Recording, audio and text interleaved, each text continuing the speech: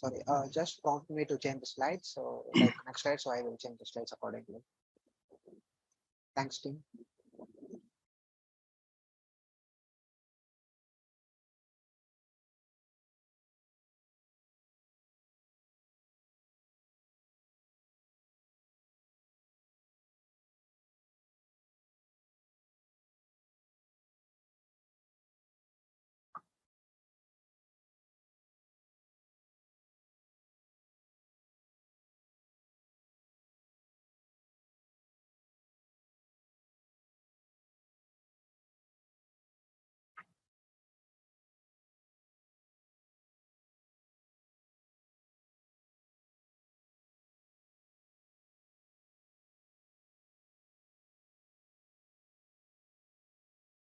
Good evening, and thank you so much for joining us tonight for this virtual community meeting with Shell Polymers.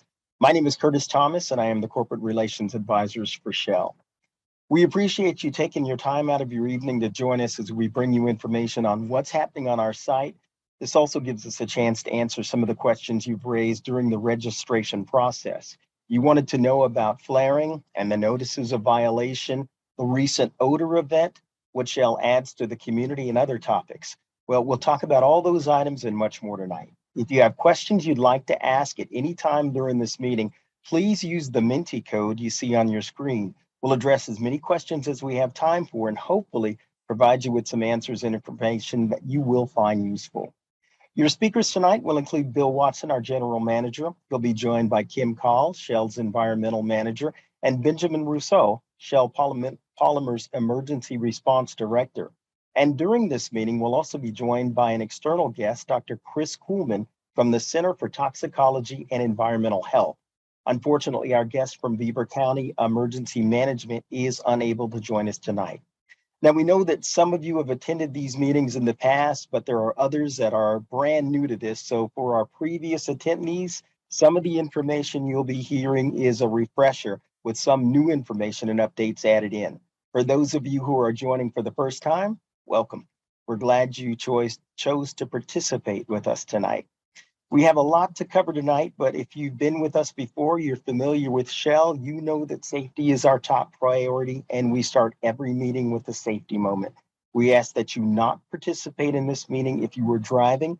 We want you to concentrate on being safe on the road and make it to your destination safely, giving your full attention to the road and other drivers around you.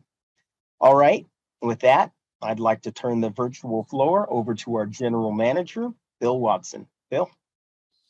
Thank you very much, Curtis, and good evening, everyone. My name is Bill Watson. I'm the General Manager here at Shell Polymers Monaca. And thank you again very much for joining us this evening. As Curtis mentioned, we invited you to this meeting so that you'd have an opportunity to learn from us exactly what's happening at our polymer site. And Shell Polymers Monaca is the ethane cracking facility in Potter Township. So you've probably driven by it. And though we've been working on it and building it for many years, some of you may not know just what we do and what we produce here. So let's start there. If we go to the next slide. And let's go ahead to the next slide. So what you're seeing on your screen is a real simple overview of what we do at our facility and how it operates. So let me just give you a few highlights. First, the facility receives ethane, and that's through a pipeline system that comes from both the south, from Pennsylvania, as well as from the west, from Ohio. And our ethane cracking unit receives that ethane and then converts it into ethylene. That ethylene is then sent to one of 3 of our polyethylene units on site, where it goes through a chemical process and it converts that ethylene into polyethylene pellets. Now from there, the final products go on to our logistics area, and there they're loaded into either rail cars or train cars, or they're loaded onto trucks for delivery to our customers. And we'll make about 40 different grades of products. Now, our facility's annual production capacity is going to be about 1.6 million metric tons of polyethylene.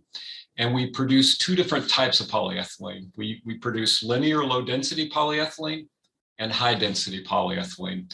And our products are used to make products ranging from common everyday household goods to environmental liners for retention ponds that help protect and preserve the environment.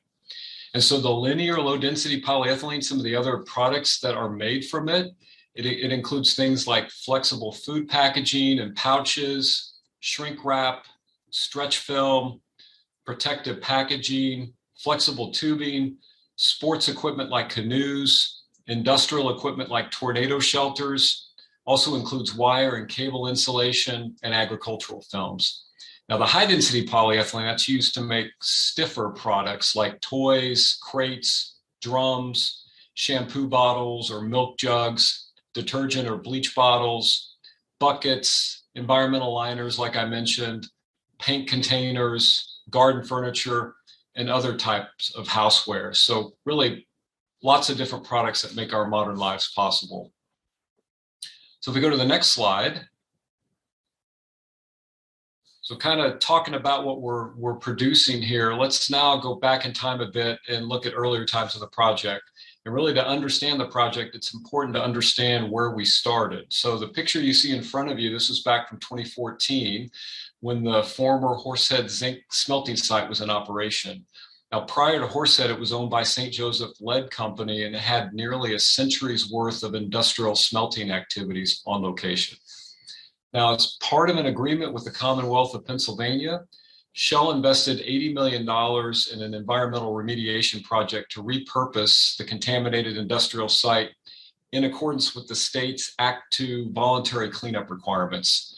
So much of that $80 million was used to manage the site's water emission profile and to prevent runoff into the Ohio River from the site's historic use of zinc, lead, and other components.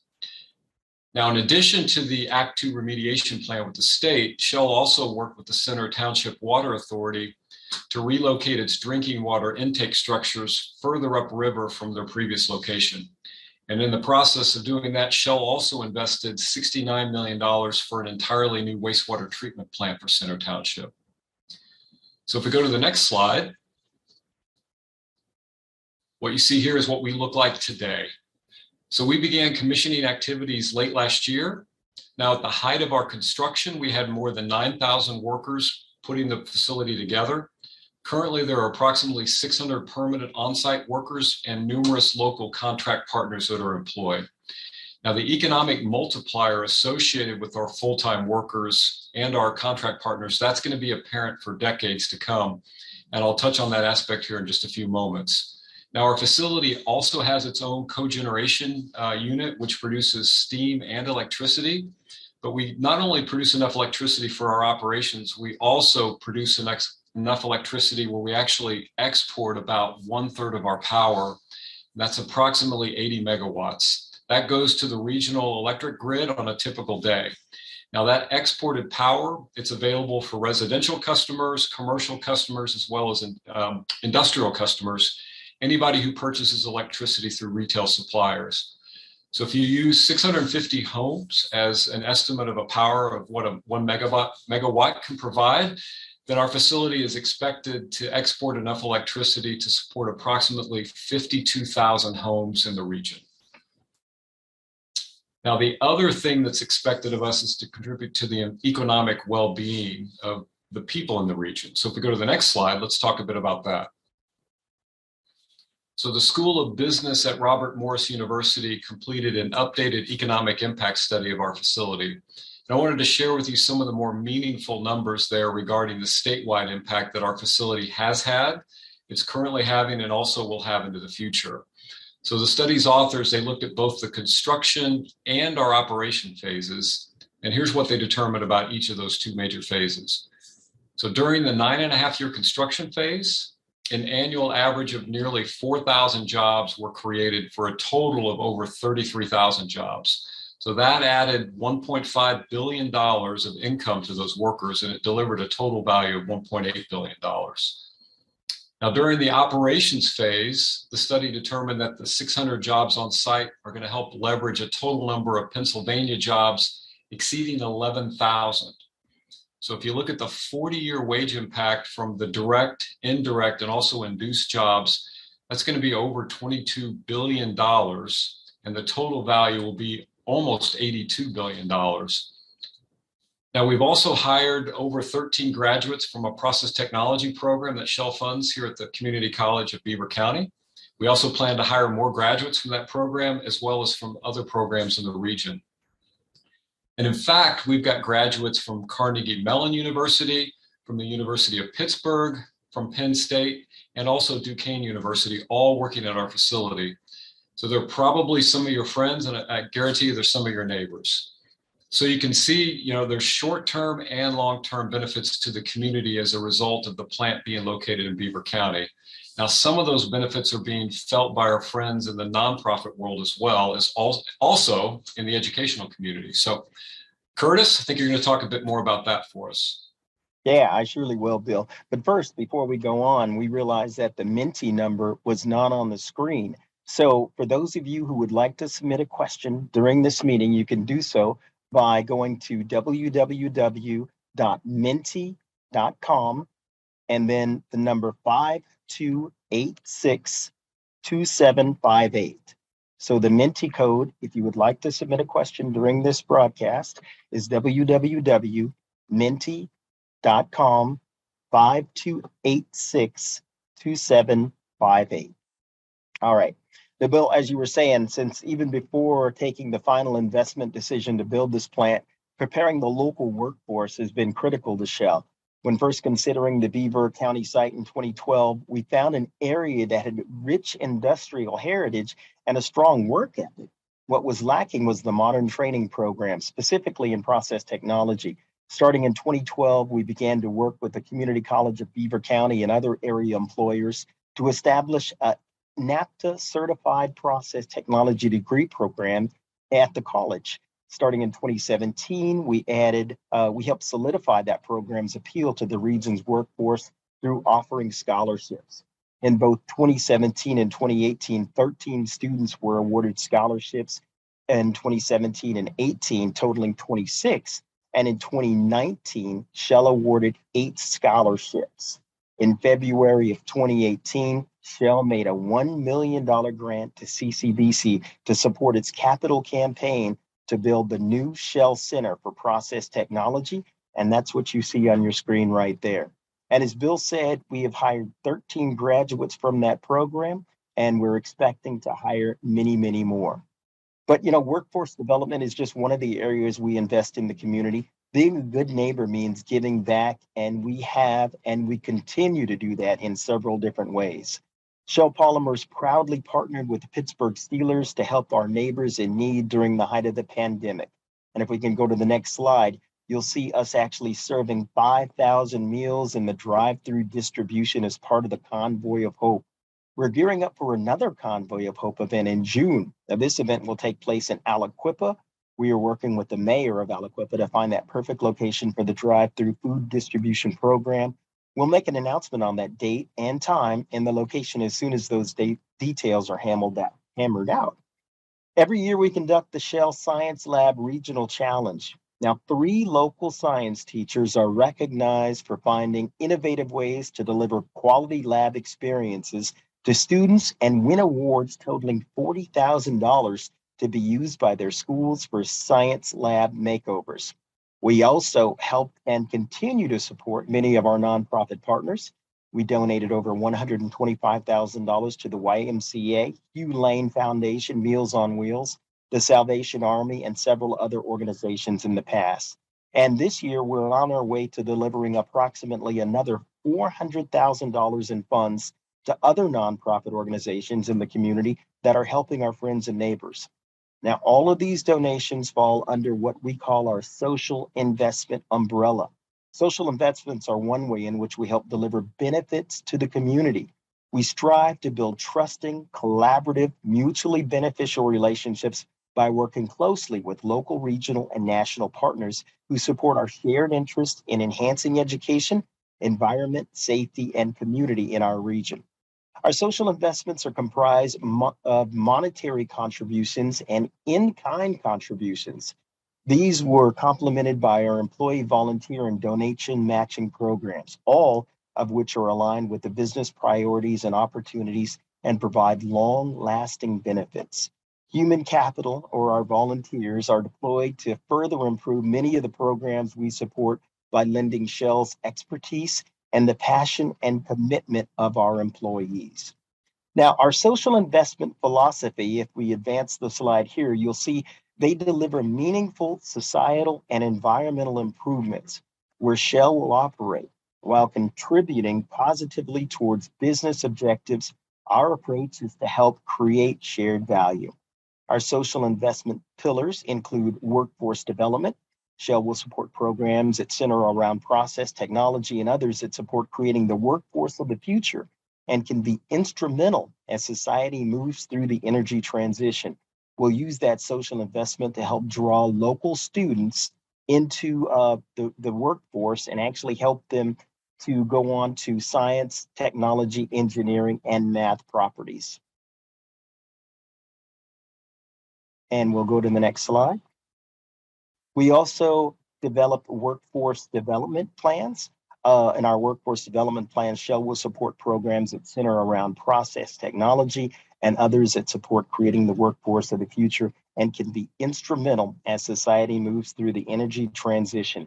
Shell will use social investments to help draw local students into studying science, math, and engineering, as well as craft labor skills, and better enable Shell to capture the benefits of such investments if possible.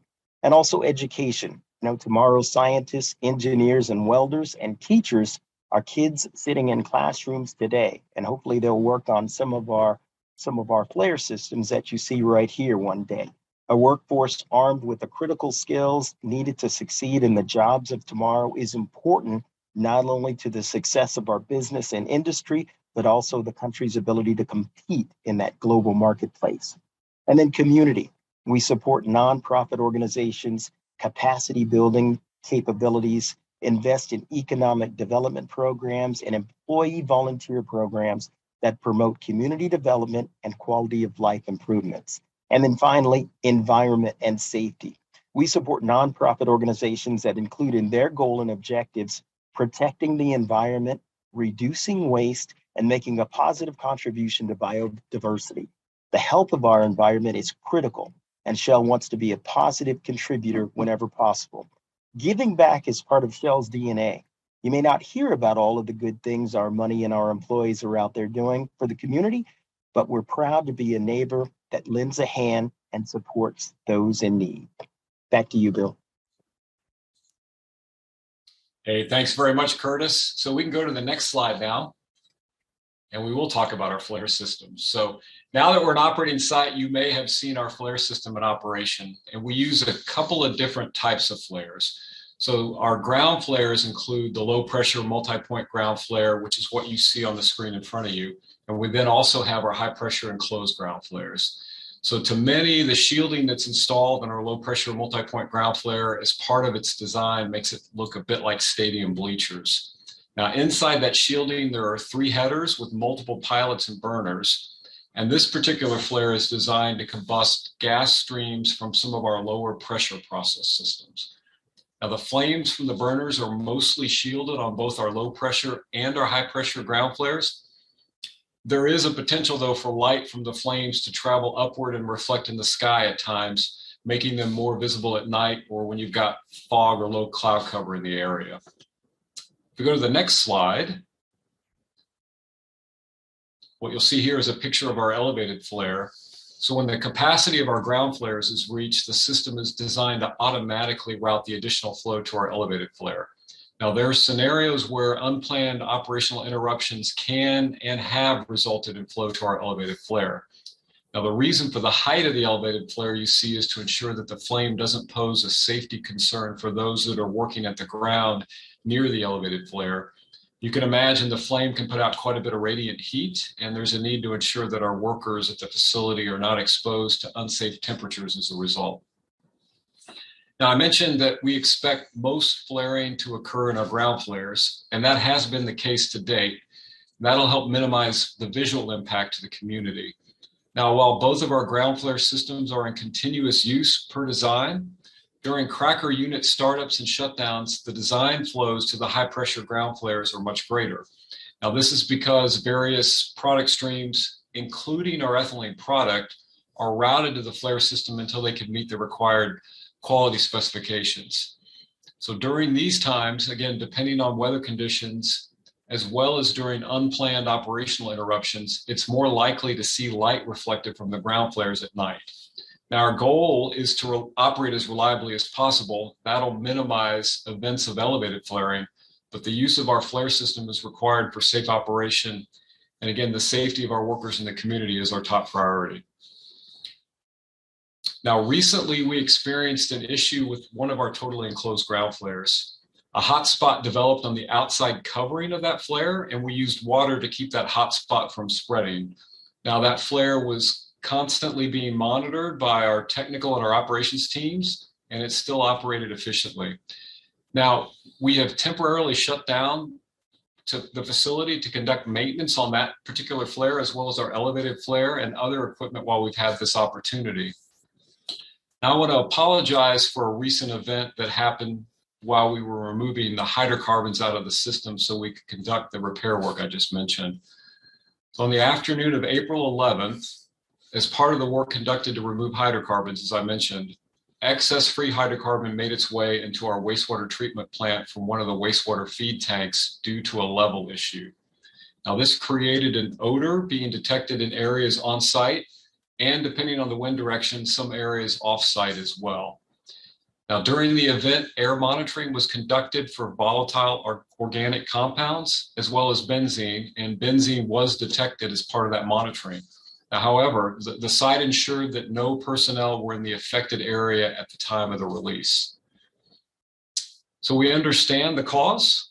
We put in immediate solutions in place to deal with that, and we also have a structured Shell externally led team that's developing additional solutions. Now, since the initial event, our site industrial hygiene and our emergency response teams have been performing air monitoring and also doing odor rounds throughout the site and also in the community. Now, in addition, we also had a third-party firm conducting off-site rounds as well. We also had another third-party air monitoring specialist deployed on site on April the 14th for additional daily sampling and also to perform an independent review of our monitoring data. Now, their current testing confirms that levels have returned to zero, and their independent review of the data shows no adverse health impacts to our workers here at the facility or to you, the members of the community. As I mentioned, the safety of our employees and the community is always our top concern, and we recognize that we need to continue to share this information with you, and that's a big reason why we're here this evening. Also, to that end, we hosted internal meetings with our employees and all our contract partners to let them know in person that to date there have been no identified worker exposures above a Shell OSHA or an OSHA standard, and to also answer any questions that they may have had. Now, the monitoring of any emissions from our facility is a key part of Shell's environmental plan. We've got Kim Kale, our environmental manager, here to talk about that air monitoring system and how we make that information available to the public. So Kim, I'll turn it over to you. Thank you, Bill. I appreciate that. And good evening, everybody. I am Kim Kale. I'm a local. I'm originally born and raised in Pittsburgh and educated at Duquesne University. I want to remind everybody about the Menti code. We'd like to see those questions come in. The code is www.menti.com. The numbers are 5286-2758. Thanks. All right, first I want to tell you a little bit about our plant.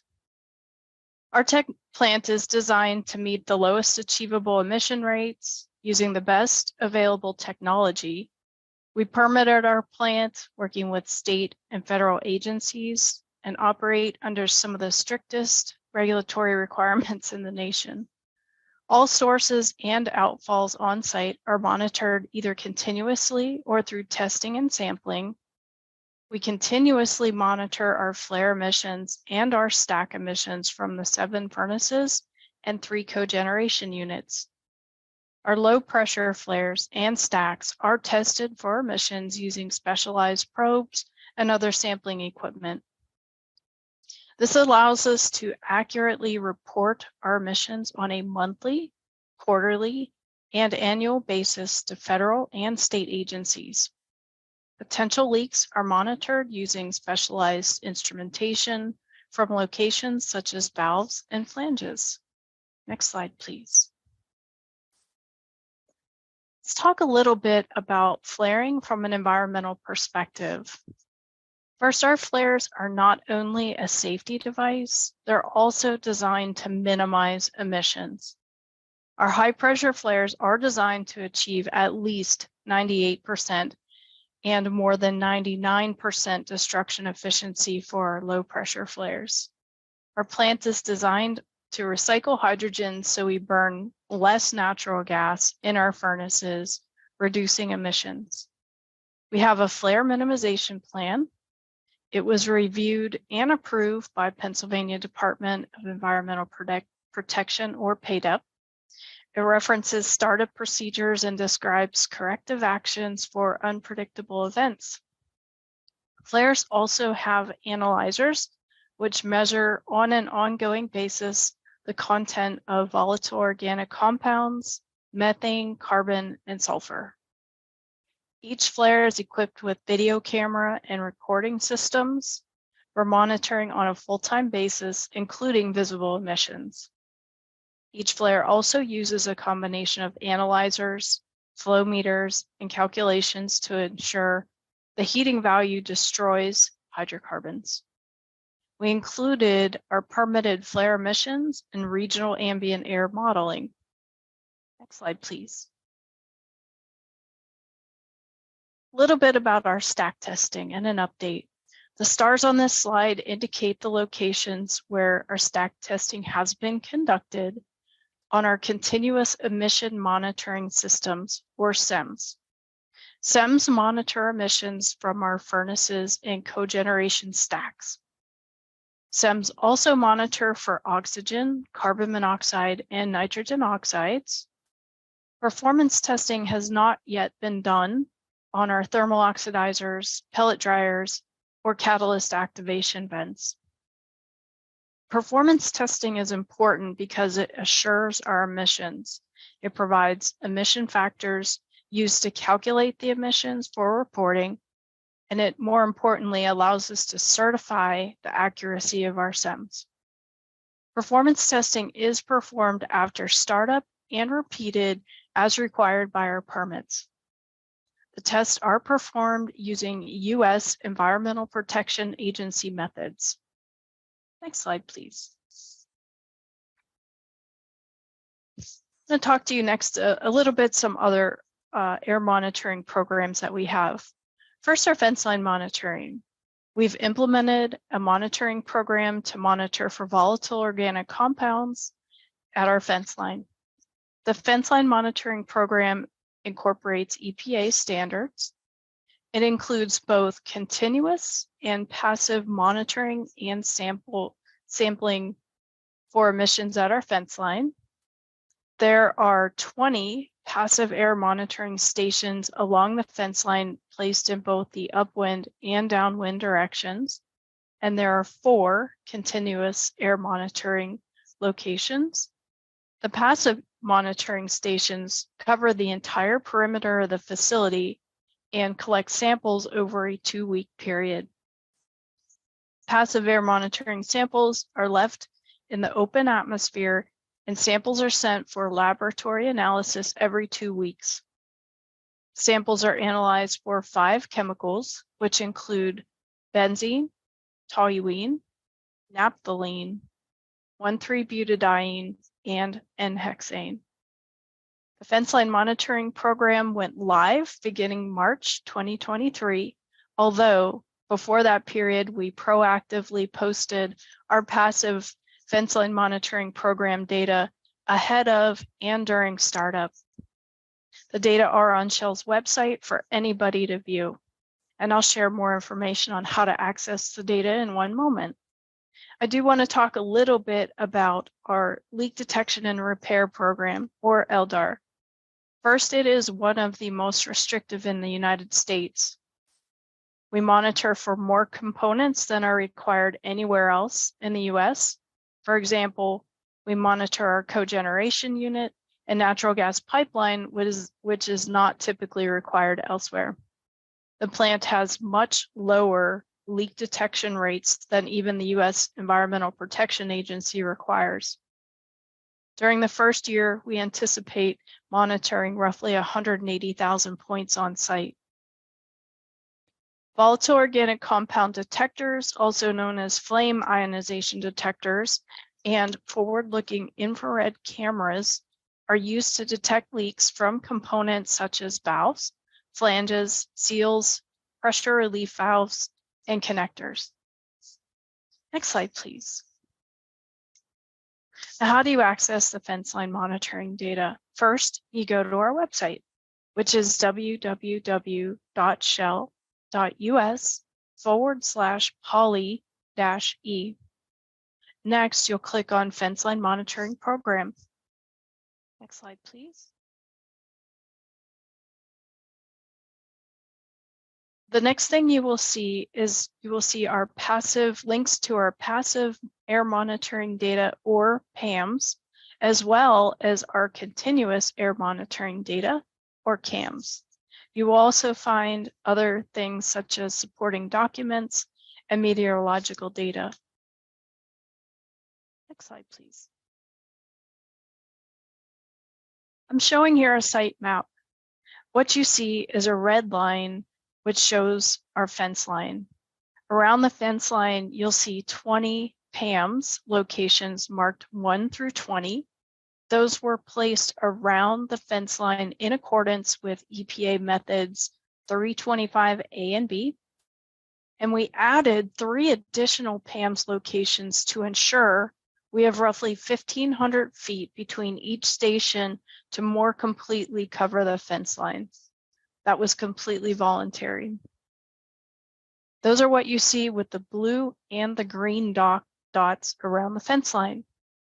You also see diamonds, which are CAMs. There are 4 locations, CAMs 1, 2, 3, and 4, which is our continuous air monitoring network. We'll talk more about those in just a minute. Downwind CAMs 1 is also co-located with PAMs 1. CAMs 2 is co-located with PAMs 3. CAMs 4 is co-located with PAMs 6. And our upwind location, CAMs 3, is also co-located with PAMs 12. We collect PAM samples at the 20 locations around the fence line every 2 weeks, and they represent 2-week average measurements for 5 chemicals. Again, these chemicals are benzene, naphthalene, 1,3-butadiene, hexane, and toluene. Next slide, please. On our website, you can see those 2-week average results. Before we talk about where the results are posted, let me show you what a PAM station actually looks like. Next slide. I'm showing a PAM station. There's a cap which protects the sample tubes from the weather. The 2 sample tubes collect 2-week air samples. The photo on the right shows you what a sorbent tube looks like. They each contain carbon. We send these away to the lab every 2 weeks, and when we get the results, we post them on our website. This is done pursuant to EPA method 325A and B. Next slide, please. Now let's have a look at what the PAMS data looks like on our website. The left column shows you the PAM station where the sample was actually collected. In this case, it would be PAMS 1. Those white shelters that we looked at, there are 20 of those. This matches up with the map around the fence line. The next column tells you the collection date. Then you see the results. They are reported in micrograms per cubic meter cubed, per cubic meter. Dr. Kuhlman will talk about the standard measurements of the compounds.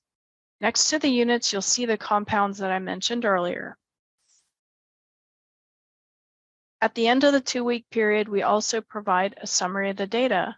I've heard some questions on the benzene readings during the period ending in April 13th, and Dr. Kuhlman will provide a perspective on those levels and what those levels actually mean to you. Let me try to summarize them for you now. The April 13th PAMS data captured the April 11th biotreater incident that Bill talked about earlier within our wastewater treatment area. The PAMS located proximal to the wastewater treatment plant showed elevated benzene levels over a 2-week period. The highest benzene readings at a PAMS was reported on our fence line monitoring website was 110 micrograms per cubic meter at PAMS station 15, which is also approximately 34 parts per billion. The measurements at the PAMS further away from the water treatment and closest to the community read less than 2.4 micrograms per cubic meter, which is also 0.7 parts per billion at the fence line. For reference, that was PAMS 1. Again, this is all visible on our website. On the website, you'll also see action levels. These action levels were agreed upon between Shell, the Clean Air Council, and Environmental Integrity Project. That agreement covers the fence line monitoring program and also what Shell reports. An action level is a threshold that Shell uses to compare the fence line data against. If fence line data goes over a certain threshold, we post that on the website and provide the results of a field investigation. Next slide, please. Now we're going to talk about the Continuous Air Monitoring Program, or CAMS. The CAMS are our continuous air monitoring system. Unlike the PAMS, the CAMS provide a continuous sample of total VOCs using a photoionization detector embedded in the equipment. Right here on this slide, I'm showing a picture of the photoionization detector, and it reads total VOCs, and it is part of our CAMS stations. Next slide, please. These are pictures of what our CAMS station looks like. Again, there are 4 of them. Inside, you can see the photoionization detector. And on the right, the silver cylinder in the bottom right corner is what we call a SUMA canister. When triggered by a photoionization detector, the action level, the SUMA opens and collects a sample for 30 minutes of air, and then it's sent to the laboratory for analysis. Those results, which demonstrate concentrations for the 5 chemicals, are also posted on our website. Let's go back to a map of the facility. Next slide, please. And the fence line, so I can show you where the CAMS are located. Please look at the diamonds on the map. The downwind CAMS are 1, 2, and 4, and they're designed to capture readings in the predominant wind direction at the fence line. Let me show you what the CAMS data look like on our website. Next slide, please. Now, I know this slide looks very full, and I don't expect you to read it, but I do want to show you what's available. If you go to our website and open the CAMS data page, you will see data reported in 15-minute increments for each of the CAMS. Next slide. In addition to that level of detail, when a SUMA canister is activated, our website shows concentrations from the CAMS for the 5 chemicals if they're present.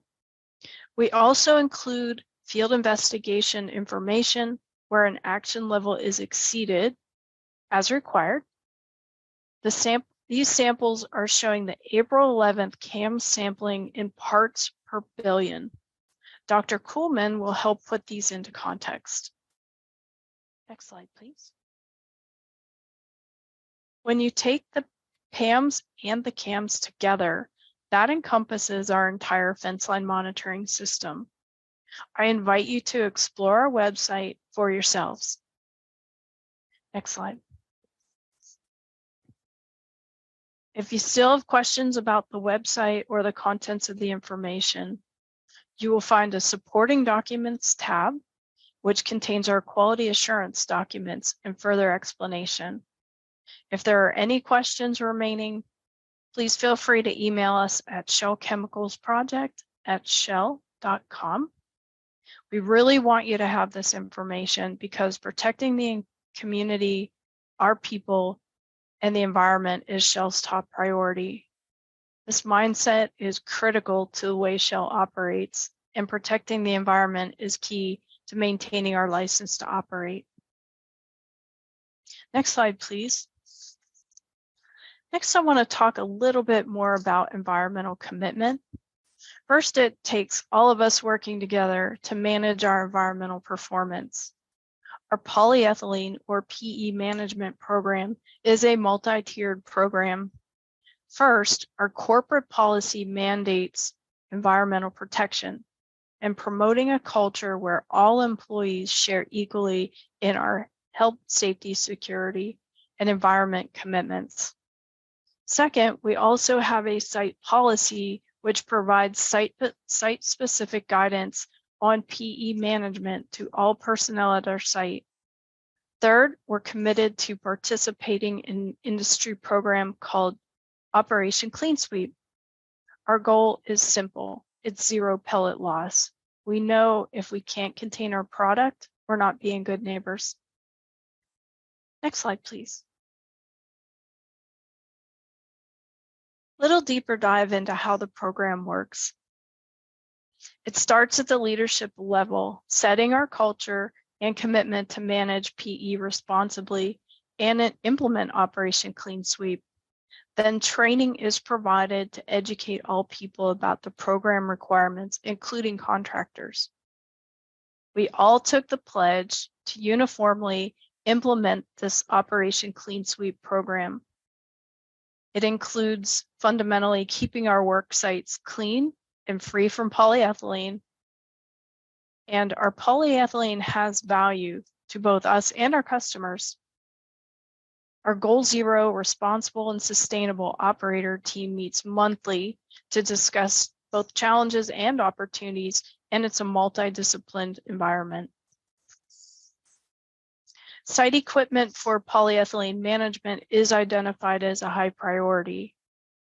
Our site's emergency response plans incorporate all spill cleanup and recovery programs. Shell Polymers also has a full-time emergency response team on site. We have several contractors dedicated to PE management as well.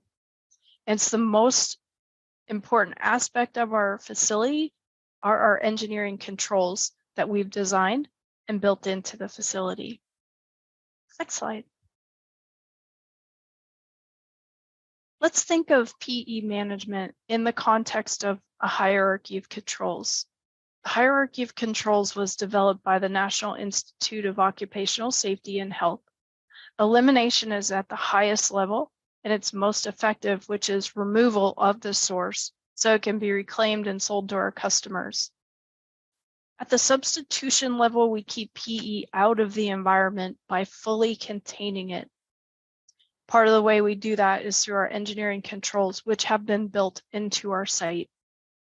Finally, administrative controls include changing the way people work and giving them information they need to perform their jobs. I hope you have a better sense of how important the environment is at Shell. And next, back to Bill. Thanks. Thank you, Kim. So we've also invited a member of an independent industrial hygiene team to provide a deeper explanation of the methodology that was used to determine the health effects from our odor event. And so with that, I'm going to turn it over now to Dr. Chris Coleman. Doctor?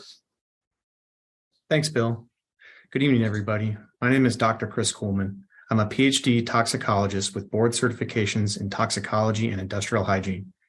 I'm a senior toxicologist with the Center for Toxicology and Environmental Health, where for the past 10 years, I have supported public and worker health and safety efforts following chemical release incidents. Kim just spent a few moments summarizing the air monitoring program Shell has in place and how you can access that data yourselves. I've reviewed the air monitoring data conducted and coordinated by Shell between April 11th and April 13th near the on-site biotreater area. Next slide. Which the on-site biotreater area you can see in the image that's currently on your screen. I reviewed the air monitoring data conducted and coordinated by Shell at the facility's perimeter monitoring locations and in surrounding community areas. I also reviewed the long-term air monitoring data that has been collected by Shell at their community adjacent fence line since it started. Some takeaways from my review. First, I'm going to talk about air monitoring data, which can be communicated in multiple ways. Sometimes it's reported as the mass of a chemical in a volume of air, like micrograms per cubic meter. It can also be reported at parts per million or parts per billion. This is the ratio of the parts of a chemical contained within the total amount of air. 1 part per billion is 1 part chemical and a billion parts of air. To put this in better context, a part per billion would be a drop of food coloring in an Olympic-sized swimming pool, or 1 second in 280,000 Steelers football games, or 32 years. Next slide, please. So looking on site within the facility at the time of this biotreater incident in April, elevated air monitoring readings, particularly volatile organic compounds and benzene, were recorded in the areas closest to the biotreater area. You can see this on the current slide. The biotreater would be in the top left portion of the screen. Air monitoring readings that were taken in downwind areas where workers were present at the facility were not above occupational exposure limits, and these limits are established to be health protective for worker exposures that are 8 hours a day, 40 hours a week for a working lifetime. Benzene was detected at the facility's fence line, and the highest concentrations at the downwind community adjacent fence line during this time, and I'm referring to the CAMS 1 and CAMS 4 stations that Kim talked about. You can see on the right and bottom of the fence line perimeter. The concentrations of benzene detected at these locations were in the parts per billion range. Again, CAMS 1 and CAMS 4 are located at the fence line perimeter below and to the right of the biotreater. Short-term samples collected on April 11th detected benzene at 58 parts per billion at CAMS 1 and 28 parts per billion at CAMS 4. So what does that mean? A short-term exposure to the parts per billion benzene levels seen at these CAMS 1 and CAMS 4 fence line locations would be unlikely to cause transient discomfort or irritation. As Bill mentioned, since the initial event, air monitoring teams were deployed to conduct air monitoring rounds off-site past the fence line in the community. The air monitoring these teams performed between April 11th and April 13th did not note ongoing off-site impacts. Furthermore, a review of the long-term air monitoring data, which is what Kim referred to as the passive air monitoring system data, or PAMS, which sample the air over 2-week periods. Looking at the map on the screen, I'm specifically referring to the data collected at PAMS 1 to PAMS 9, which again is on the right and bottom of the image you're looking at.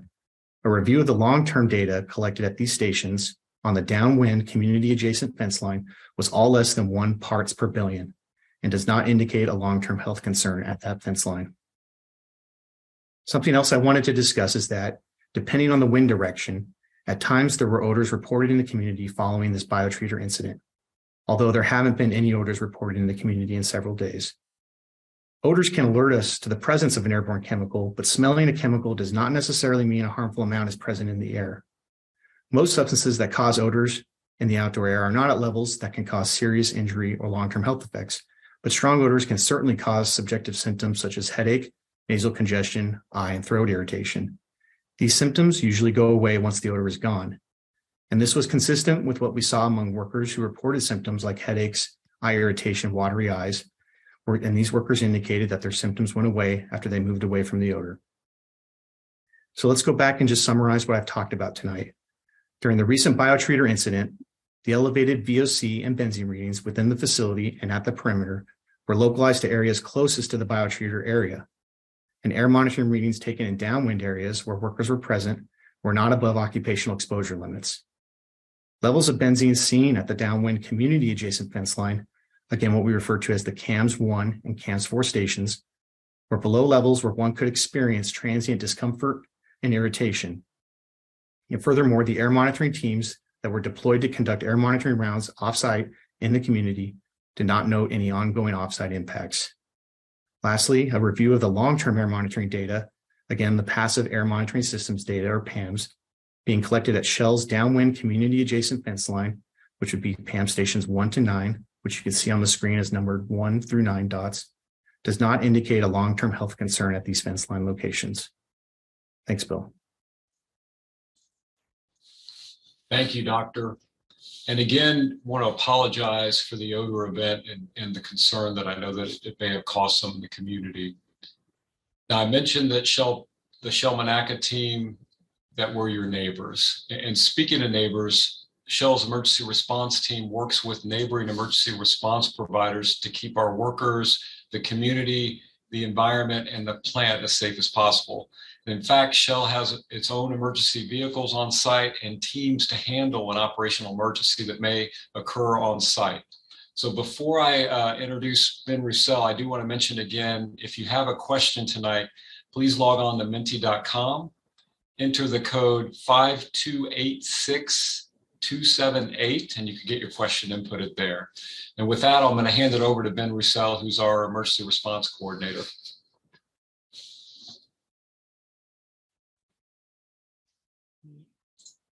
Thanks, Bill.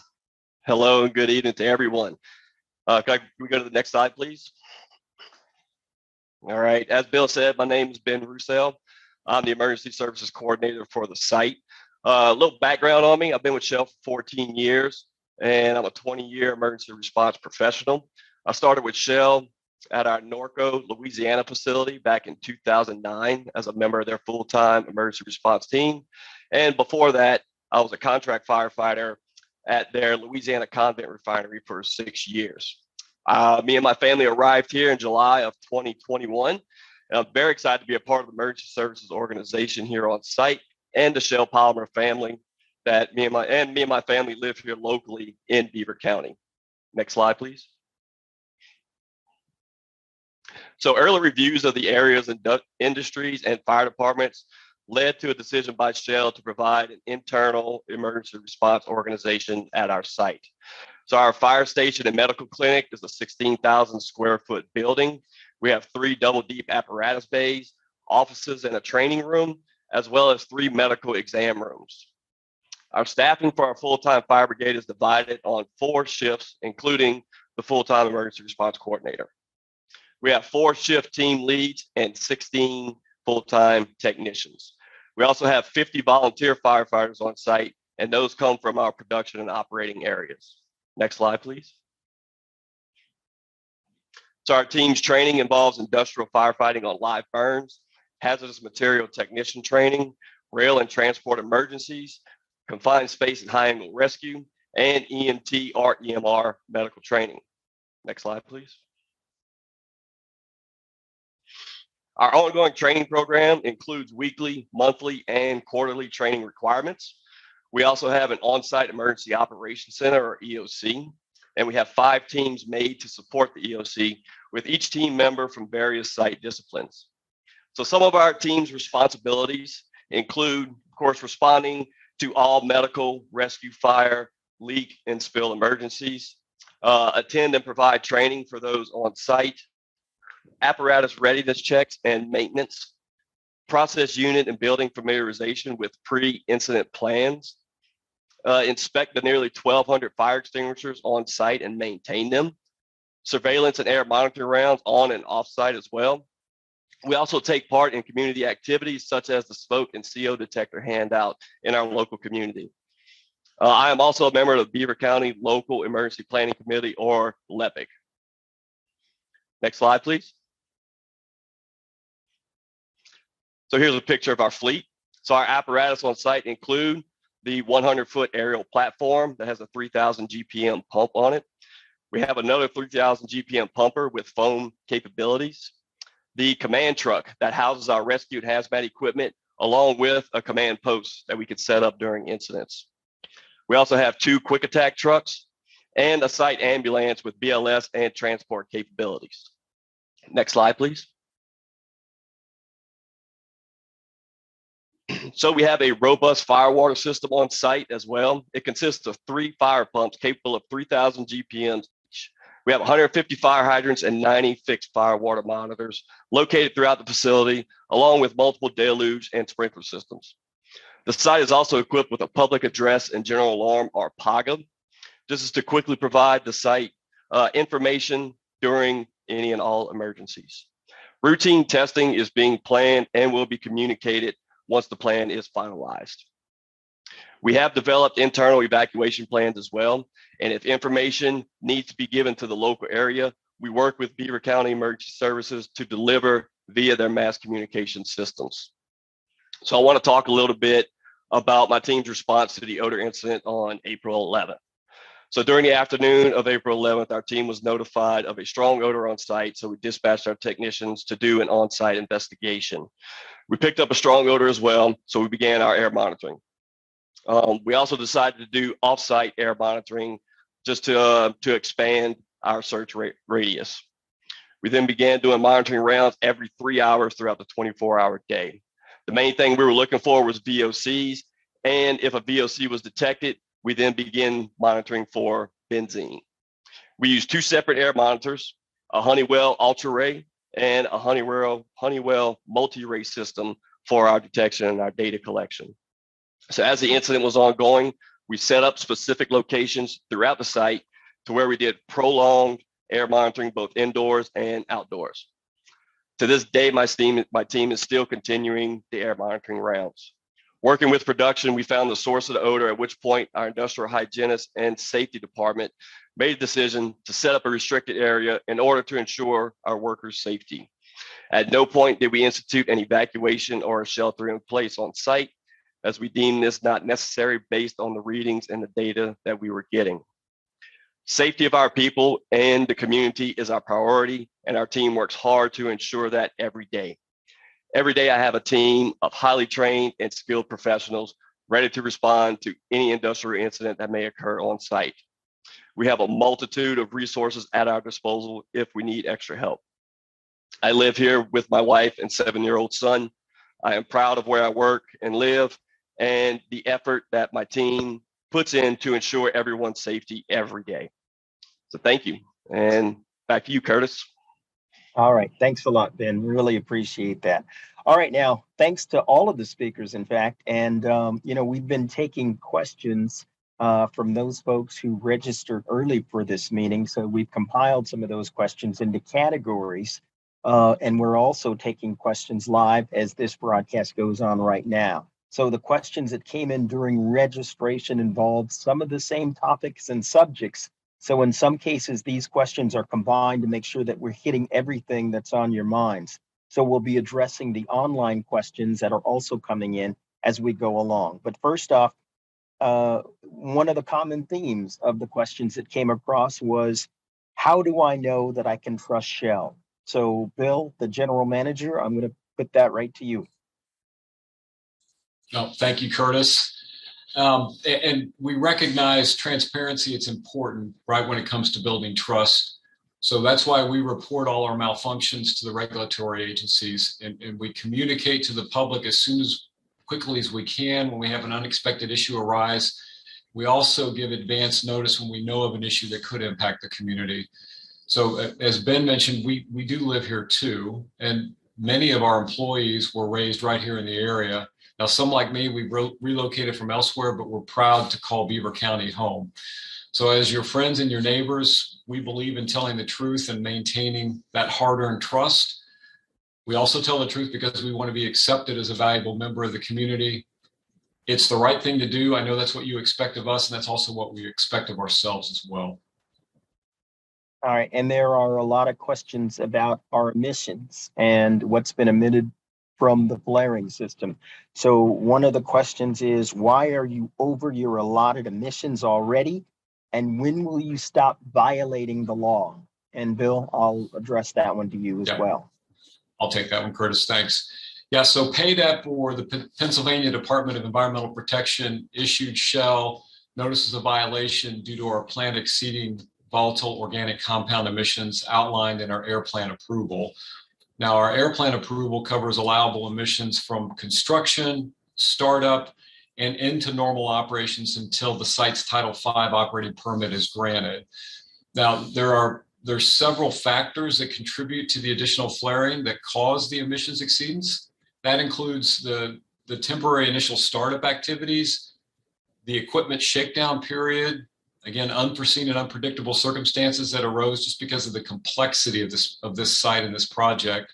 You think about it starting up the largest construction project in the state of Pennsylvania since World War II, and it's one of the largest construction projects in the nation in quite some time. So there's been no reported injuries to workers or to the community because of these violations, but that being said, no violations acceptable. So we're going to continue to be transparent, report out, comply with regulations while also applying the learnings and best practices to ensure our operations, again, have no negative impact on people or the environment. Okay, thanks, Bill. Another one of the themes was folks saw that there was a water hose that was on the flares. And one question is, you looked like a rinky-dink operation. Why did you have a fire hose on the flares for so long? Yeah, I can start that one, Curtis. I may turn it over to Ben. He can give a little more detail as well. But so I mentioned earlier, we detected a hot spot on one of our totally enclosed ground flares, and we determined that we could limit the spread of that hot spot by using water to cool it down until we could take it out of service for repair. That flare is currently out of service and it's undergoing repairs right now. Maybe Ben, you can give a little more detail on what was done. Yeah, absolutely. Thanks, Bill. So yeah, as you said, production and our operators noticed what appeared to be a hot spot inside the flare. So they activated our team. We were dispatched down there. We was able to confirm the hot spot with the use of thermal imaging cameras, and then developed a plan to, hey, keep this from spreading. We don't want it to get any worse. So as you said, Bill, let's spray some fire water on it. Now, on site and my team, we are equipped with portable monitors. The ones that we use are made by a company TFT. It's called a hemisphere monitor, and it's made to be deployed virtually anywhere. It has different sets of clamps to where we can attach it to I-beams, concrete bollards, handrails, so on and so forth. So working with our production crew, our maintenance crew, and some of our contract partners, we was able to get a man lift down there, use that monitor with some of its accessories to attach the monitor to the basket of the man lift, able to aim it directly at the flare wall. We used a 3-inch supply hose connected to a nearby fire hydrant to feed the monitor with fire water. The monitor is capable of flowing 500 GPMs, but we put a ball valve at the hydrant to gate back the water flow, estimated to around 150 GPMs. Once we began flowing water, we was able to aim the stream, protect the rest of the flare, and get a good sheet of water flowing over the hot spot. And we know we was getting effective cooling because we wasn't seeing any steam being produced, and we was able to see the sheet of water flowing down the side of the flare. Thank you. All right, thanks, Ben. Why have you had so many malfunctions, as you call them, and why so many violations?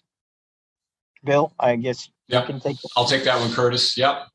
So we report every malfunction, as I mentioned, Curtis, if it impacts a permit requirement, no matter how small it is.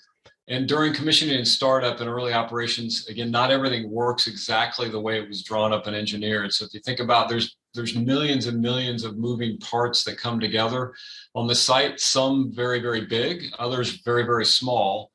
And it's standard that it takes a while to get everything up and running smoothly.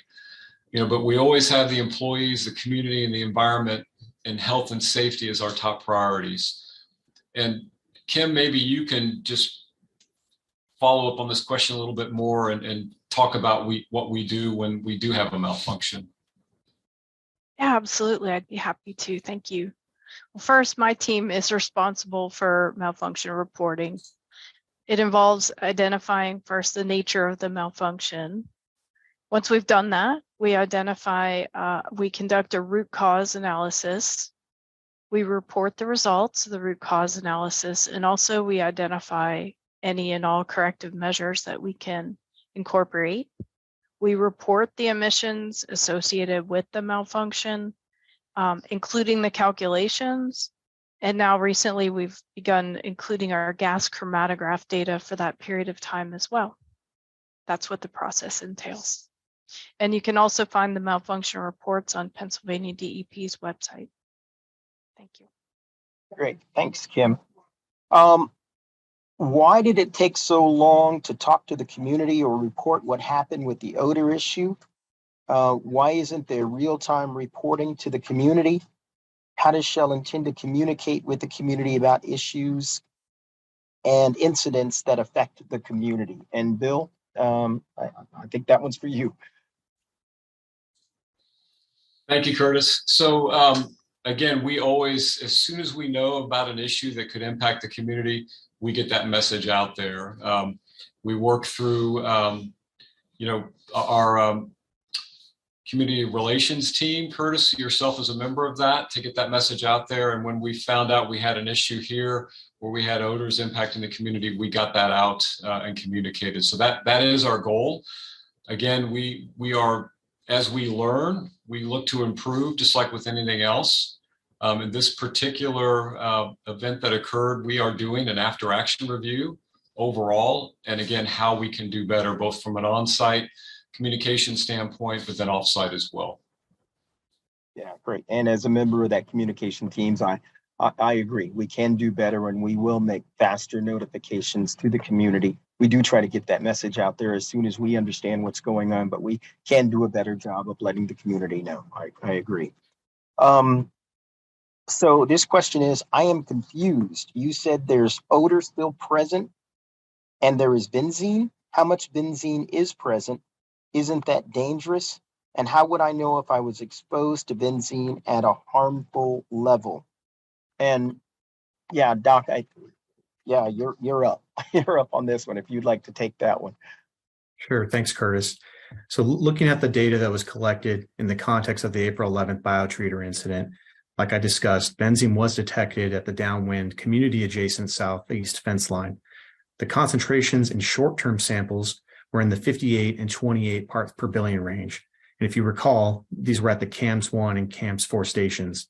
At these concentrations, if someone was standing at the fence line at these locations and during this time, these parts per billion levels of benzene would not be expected to cause even transient discomfort or irritation after minutes to hours of exposure. Now, around this time, air monitoring teams were deployed to conduct air monitoring rounds offsite past the fence line in the community. The air monitoring these teams performed between April 11th and April 13th did not note ongoing offsite impacts. And if you look at the long-term air monitoring data, again, the passive air monitoring systems data, or PAMS, that's being collected at the downwind community adjacent fence line, the average levels of benzene and other chemicals tested in this area are below levels that would suggest a long-term health concern.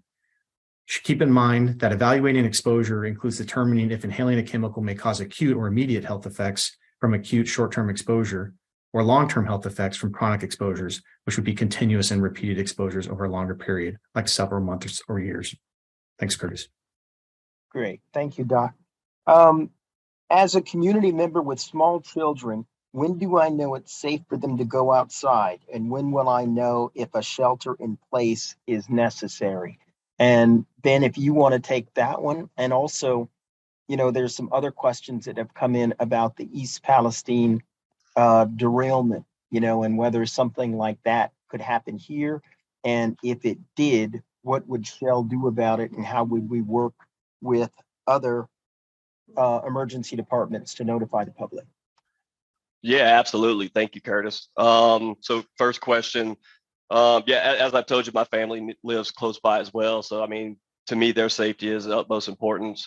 So if any type of shelter in place or evacuation needs to be delivered to the community, they'll be notified through the Beaver County Emergency Alert System. So whenever we have something on site, and if we issue an evacuation shelter in place, we notify Beaver County Emergency Management and the LEPIC Committee. And then they will notify the community through their alert system, their social media outlets, and the RAVE system that I believe the community has access to as well. And this is why it's critical that we stay in contact with our local emergency response departments in our local townships and in the county as well. Moving to the East Palestine question. So To be clear, when the East Palestine derailment occurred, Shell Monaca was not transporting anything in on that train. We didn't have no rail cars coming in or going out, and we also do not produce or use vinyl chloride, which was one of the big hazards involved in that incident. So as I discussed earlier, what we do at Shell with our on-site emergency service department, we have a fully functioning fire department here. We stay fully staffed. Many of our team are still active with their local volunteer departments, along with our operators and workers on site, still active with their local volunteer departments as well. My team was called on to help and potentially provide resources, giving our capabilities in the emergency response world. So I mean, we had our ladder truck ready to go. We had personnel in it, fully manned, ready to operate if called upon. And we also had foam totes available. We put 8 totes of foam onto 2 flatbed trucks, and they were stationed in our firehouse, working with their local incident command structure. We were strictly on a standby purpose. We told them we had resources and we were ready if needed, and we were never called beyond that. Thank you. Okay. Thanks a lot, Ben. Appreciate that. Another question. I heard you are shut down. Why? When will you start back up? And will you be flaring when you do? And Bill, if you can take that question. Sure will, Curtis. Yeah, so I mentioned earlier, we've shut down operations to really work on our flare system and on our wastewater treatment system. But during that time, we're also going to take advantage of the pause and do some other work on and test other parts of our plant. And we call that really opportunity scope that we've got.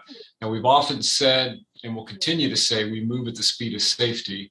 And that's the case regarding how long the shutdown is going to continue. Now, when we restart the plant, there will be flaring. As I mentioned, when we restart the cracker, that's what happens. And when that occurs, we will post notices on our Facebook site before then, so the community is aware when it's going to take place.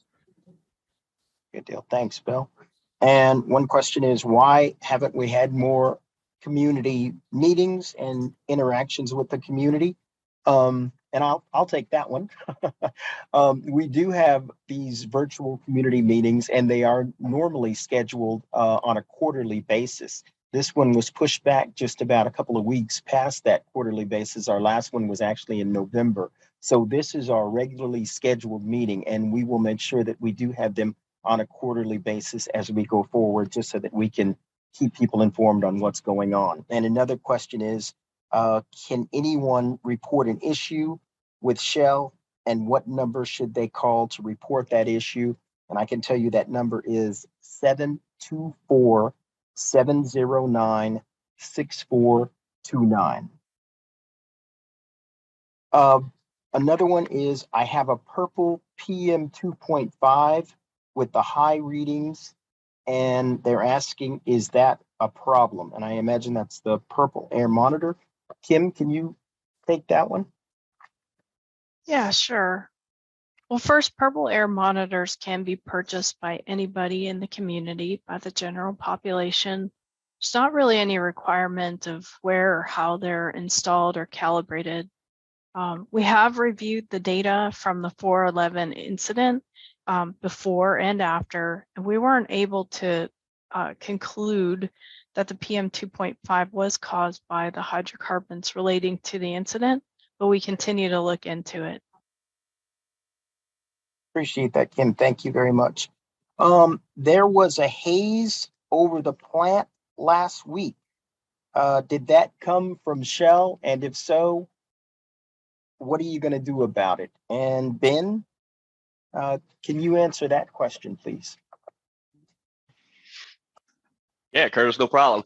Yeah, we were aware of the haze over the river by our site last week. Our team was dispatched as well. We tried to locate the source of it. We confirmed with our on-site crews and our production crew, it was not coming from us. We did a bunch of off-site rounds, and we followed it all the way up river through the local community, and we couldn't locate the source of it, but we did confirm that we were not producing it. We were not the source of it. Great. Thank you, Ben. Kim, this one is for you. is it true that CAMS 3 does not have a trigger point, and why not? Thanks, Curtis. Yes, it is true that CAMS 3 does not have an action level assigned to it. Working with Environmental Integrity Project and Clean Air Council, it was determined that since it is the upwind location, that an action level was not appropriate. However, the upwind location is fully covered by our passive air monitoring sampling. So it is covered, but no action level applies to CAMS 3, which is in the upwind location. Thanks, Kim. And Bill, the company said excess hydrocarbons sent to the wastewater treatment plant on 4/11 were due to a level issue. Can you explain what a level issue is? I can once I get my video back on here, Curtis. Yes. So these, I mentioned there are a couple of feed tanks that feed the wastewater treatment plant. One of those tanks they have level indication and control in those tanks. And that instrument had a malfunction, and that's the root cause of this. So that's when I say a level, it's the level within the tank itself. And maybe I could talk a bit about what we've done there, Curtis, if that helps. Yeah, I think so. So we addressed that level. We actually raised the operating level in that tank and also raised the level alarm on that tank as well. In addition, to deal with odors, we began skimming the biotreaters in that area. That restarted the 16th and continues 24/7. That helps eliminate the odor as well. We've also installed carbon canisters in the system, again, to help with the cleanup of the biotreater, which will also reduce odors. And then finally, we've installed and just commissioned a dissolved nitrogen flotation unit to, again, help remove any residual hydrocarbon. Now, again, a wastewater treatment plant is made to take hydrocarbon and process water and actually remove it biologically. It's basically the same concept of your municipal wastewater treatment plants, only instead of feeding it sewage, you feed it processed water with hydrocarbon in it. That's what it's designed to do. Okay, got it. Thank you, Bill. Bill, let's stay with you, and maybe Kim jumps in on this one. What exactly is being burned off in a flare event? So yeah, I can start, Curtis. So that is, like I mentioned, during a startup, from the ethane cracker, it's essentially most of your product streams until you get them on specification. So it's hydrocarbon, and that is combusted like you'd combust fuel in your engine at home or on your gas burner in your house. And then the flare acts as both a environmental control device and a safety device, as Kim mentioned on the environmental control side. So yeah, Kim, I don't know if you want to add any details there. Yeah, sure. Think of it like this. Without those flares, hydrocarbons and other things could be emitted to the atmosphere completely uncontrolled. So our flares serve as a way to combust or break up those hydrocarbons and reduce them. We've seen excellent destruction efficiency in our flares, which is a great way to manage those hydrocarbons. We see upwards of 99.9% destruction efficiency in our low pressure flares and 99.5% for high pressure flares. So you want those flares in place. In summary, they combust the hydrocarbons and help keep the atmosphere free of pollutants. Great, appreciate that. So I do want to take advantage of the doctor while he's still here. Doc, what does Shell's air testing tell me about health risk and others living nearby? So a health risk to the community. What do our air monitoring samples tell you as a doctor and should tell the community? Yeah, thanks, Curtis. And again, this is going to be a similar answer to the one I gave previously. If you look at the data that's been collected in the context of the biotreater incident, also the long-term data that's been collected at each of those PAM sites, The concentrations during the short-term event on the April 11th incident were in the 58 to 28 part per billion range. And again, a short-term exposure to 58 and 28 parts per billion of benzene is unlikely to be associated with even transient discomfort if you're standing at those specific locations. The long-term PAMS data that's been collected at Shell's community adjacent fence line, the average levels of benzene and other chemicals that are tested in this area are below levels that would suggest even a long-term health concern. Good deal. Thank you, Doctor. Bill, this one is for you. If you fix the issue at the wastewater treatment plant, why does it still smell? What are you going to do to fix the smell? And what is that odor? And what are you doing about it? Yeah, Curtis, actually, I think I answered that question when I elaborated a bit further on the last question. Yeah, there's a number of things that we're doing there. Maybe that's the one thing I didn't mention. I talked about it though earlier when I was talking about the event.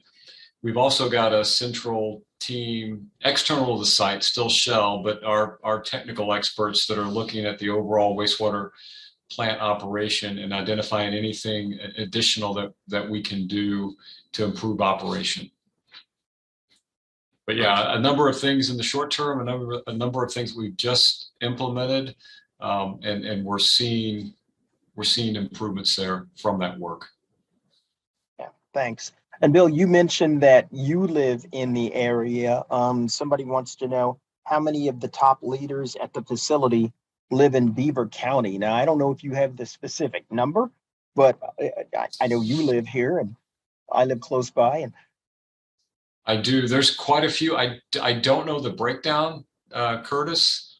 I know there's a lot of folks from the site that live within a few blocks of me. And I can see the plant, yep, from my house, yep. Yeah. All right, and will we continue to see smoking flares? And Bill and Kim, if you guys want to tackle that one. So I'll start.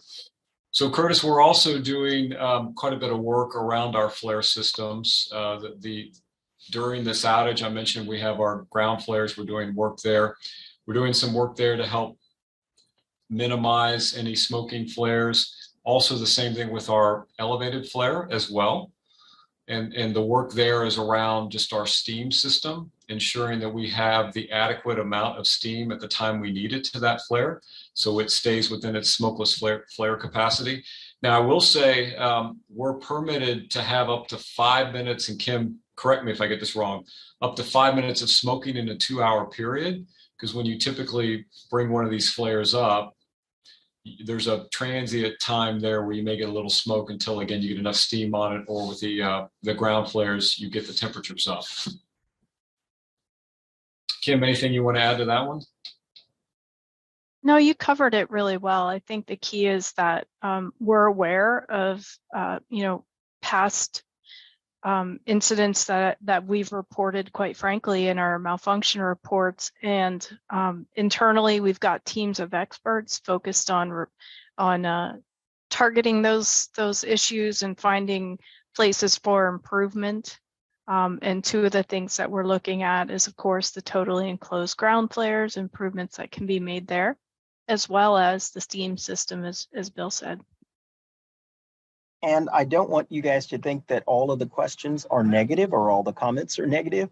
We do have a lot of positive comments. And one is, thank you very much for locating in Beaver County. We appreciate what you're bringing to the community, and we hope you have a successful venture.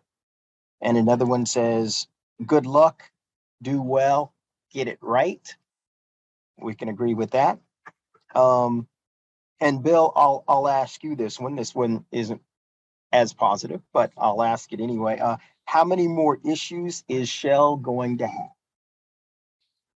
So Curtis, I mentioned earlier in a big mega project, this is my second one. So second opportunity of a lifetime with Shell. I was involved in another big mega project about 10 years ago.